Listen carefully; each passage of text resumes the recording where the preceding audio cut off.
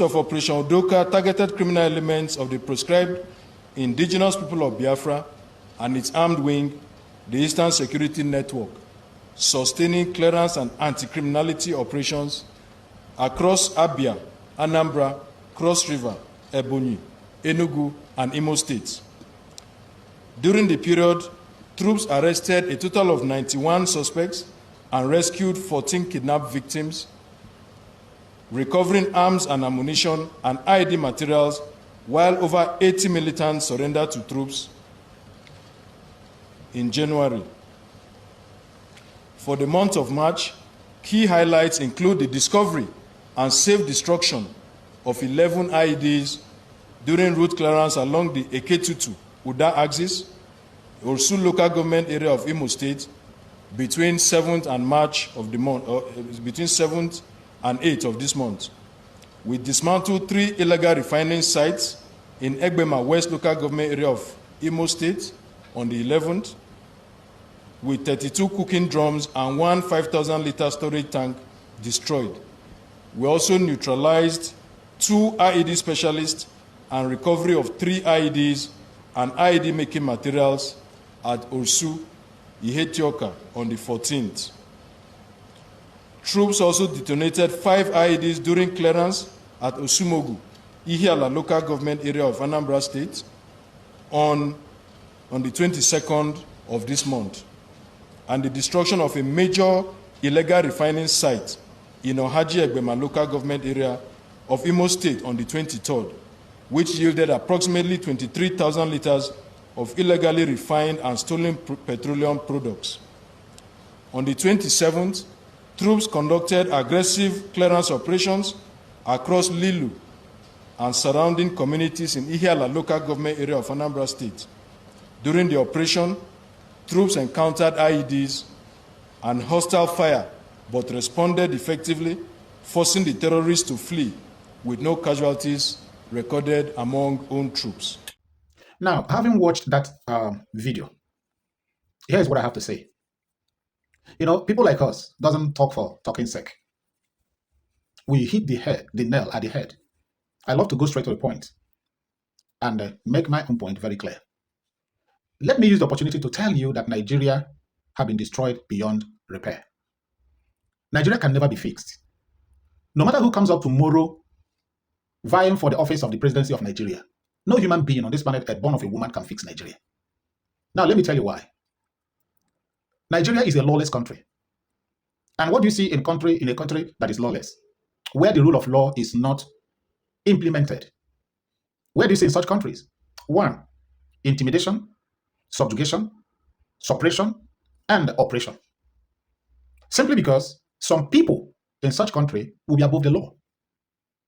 The rich, the politicians, are above the law, while the poor and the common masses are under the law. And in the case of Nigeria, not only the rich, not only the politicians, some tribe, let me be very specific here, a tribe such as that of the Fulani tribe are above the law as far as Nigeria is concerned. And in a situation like that, in a country like that, what do you think will happen?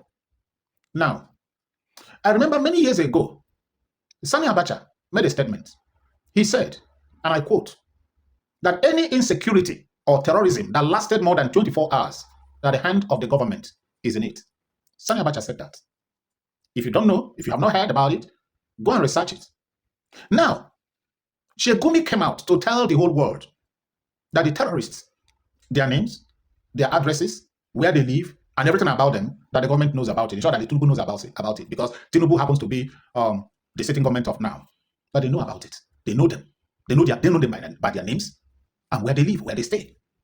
Has anybody apprehended Shegumi and asked him to explain more what he meant by that? No one have done that. Has anybody called Tinubu to say, did you hear what this man said? What do you have to say about it? No one, and no one will. Because Shegumi said the truth. And the people knows that what Shegumi have said is the truth. Years back, Theophilus Danjuma, retired General Theophilus Danjuma, told Nigerians to protect themselves. A retired general in the Nigerian army told Nigerians years back, protect yourselves. Because he is or sorry, he was and still is in the system. He knows all the plans and what have been going on, but there are things he cannot say publicly. And he summarized by giving that tip and said, Nigerians, defend yourselves.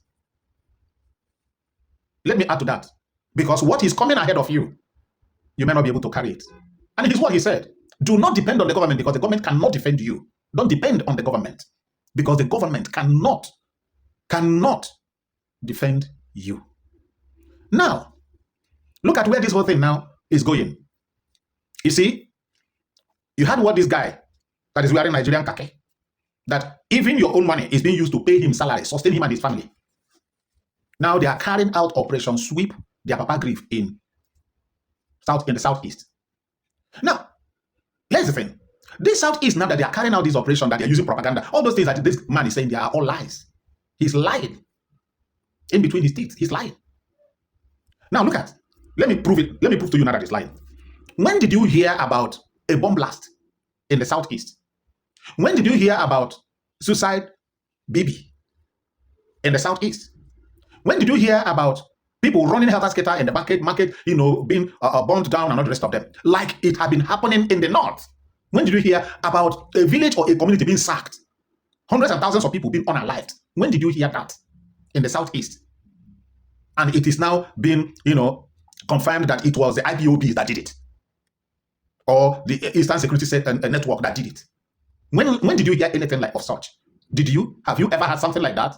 But look at where this terrorism is going on. The people who are the original terrorists are prodigal sons, are their sons and their daughters that need to be pardoned and reintegrated into the society and de-radicalized. But they went to the southeast to sweep. Was it not in the same Nigeria that a serving general was unalived in service? He was unalived. What happened? Did the military come out and did this man come out and set this camera and with microphones and tell the whole world that the people that unalived that general have been apprehended, have been dealt with, have this and that been done to them? No. Till today, the case of that unalived serving general is closed. It's only the family now that is bearing the pain. It doesn't concern Nigeria. Now, let me tell you what these guys have come to the southeast to do. This is where I need to address my Igbo brothers and sisters. You see, what is happening now is like where a man and a woman is in a relationship. And the woman is thinking that the man will marry her. And before she knows it, the man said, I'm no longer interested in this relationship. I will not marry you. The lady tried all he could to make the man marry her. The man said, no, I can't marry you. And the woman now resorted and told the man, if I don't have you, no woman will. If you don't marry me, no woman will marry you. That's exactly what is going on now. You see, the Fulanis, who are these people that are coming to do this sweeping of a thing in the southeast, wearing Nigerian military uniform? They are the Fulanis. Majority of them are Fulanis. Yes. Probably the repented Boko Harams, in quote, the repented Boko Harams that were integrated into Nigerian military. They are the ones. And what have they come to do? They are like, we have tried everything we could to penetrate you, to enter the southeast. But no way. We have tried everything possible to enter, to penetrate and commit our crimes and achieve what we want, grab your lands and sack people from their villages. But you guys have been proving stubborn. It has not been easy and possible for us. So let us come in now. Who are the people that is going to come to attack you? They are the same people. Now let me tell you, these are the same military that could not protect lives and properties in Jos. The most recent attack that took place in Jos. What did they do? They came with two trucks loaded with a biker. They shielded the terrorists and blocked the youth of the community from defending themselves. And when the terrorists have finished their job and left, immediately they drove away. The same people that have come to the southeast now to do sweeping. Now, Igbo youths. So you see why they have been persuading the Igbo youth to join Nigerian military? So that they will use them. Send them to the areas where they will be unalived. Just to reduce the number of the youth so that when they will come for their IPR, they will not be resisted. Because what makes you think that they operate on this guerrilla pattern of warfare? Hit and run. Because they don't have the energy. They don't have what it takes to engage in a basbos one-on-one. They don't have what it takes to do that. That's why they do hit and run. That's why they always sneak into the communities and attack them and run away. Now I want to tell the Southeasterners, be guided, guide your loins. Do not mind your greedy politicians, such as somebody like Ojos Okalo. Do not mind people like that. They used Asari Tokumbo and his boys to do this dirty job in the southeast. And those one constantly say, whatever they put their legs deep past what they think. They ran away. They left. They left. Opposed of them brought them into Imo State. Now, today, the military have come. After that Operation Python dance, what happened? They could not achieve their end still. They have tried everything. And now, finally, what they're now doing is, well, we know that you guys are going. We know that you're no longer part of us. As far as Nigeria is concerned, we know that you have left Nigeria already. But before it will become official that you have left Nigeria completely, we must inflict you with unforgettable Ihiofo. And that is why they are doing this now. Because they want to pave way for their people to come in and attack us. So be guided. Don't listen to your politicians. Be guided. Be strong. Alibo will never, Aja Anibo will never allow them. It has never allowed them, and it will never allow them. Yes. This is exactly the information I want to pass across concerning what this man, have just said. There's nothing like militant. He said militant. There's nothing like militant in the Southeast. Southeast doesn't have anything called militant. Yes. And I want you to bear in mind that as long as you are an Igbo man, whether you like it or not, you are seen as a Biafran.